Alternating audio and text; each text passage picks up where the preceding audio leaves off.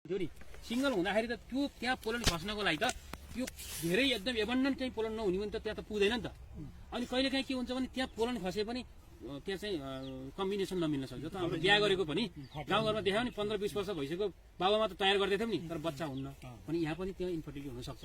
त्यो भएर कुनै न कुनै रूपले चाहिँ त्यो पोलन त्यहाँ परोस् भनेर चाहिँ नेचरले बनाएको पछि पो हामीले ग्रुपमा लगाएको र अब यति धेरै पोलन हुन्छ भने तपाईँलाई आज एउटा कुरा सिकाउँछु, दुईवटा कुरा सिकाउँछु किसानहरूलाई गएर भन्नुपर्ने कुरो। अहिले उहाँले भन्नु भने यति धेरै पोलन छ भने त यत्रो किन राख्नुपर्छ त नि, राम्रो भएको पोलन राखेर त्यो राखेर छोडिदियो हुन्छ नि, एकदम सही हो। के हुन्छ भने यदि सबैको चाहिँ यो छ भने 50% हटाउन सक्नुहुन्छ। तर कहिले हटाउने? खसी पार्ने भन्छौँ हामीलाई, मकैमा खसी पार्ने भन्ने सुन्नुभएको थियो? खसी किन पारिन्छ? खसी किन पारिन्छ? मासु बढाउनलाई हो नि। तर घरमा पाहुना आए, घरमा बोको थियो, खसी मासु खानु होला नि, त्यही दिन खसी पारेर बोकोलाई खसी पार्नु हुन्छ त? त्यसको टाइमिङ चाहिँ मिलाउनु।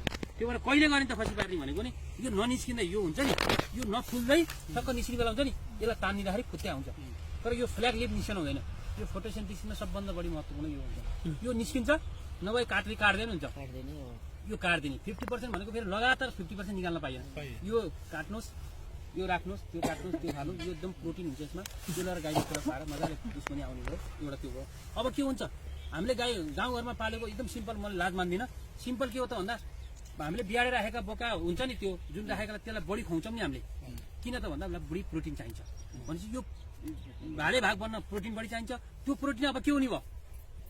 दानामा जाने भयो। दानाको नम्बर गन्ने होइन, दानाको साइज बढ्छ। यसले हाम्रो एउटा रिसर्चले के भने 15% देखि 20% इल बढाएको छ। भनेपछि खसी पार्न सकिन्छ। आज हेर्नुहोस् त खसी पार्ने बोका घरमा गएर भन्न पाइयो नि, अब मकैलाई खसी पार्ने भन्न पाइयो एउटा कुरो हुन्छ नि। यस्तो हो, सम्भावना छैन भने त्यस्तो कन्डिसनमा फेरि चाहिँ निकाल्न भएन। अनि उही आफै कमजोर भएको बेला हामीले निकाल्दिनु भनेर, तर एकदमै फेभरेबल इन्भाइरोमेन्ट छ, प्रशस्त पोलनहरू छन् भने त्यस्तो बेला हामीले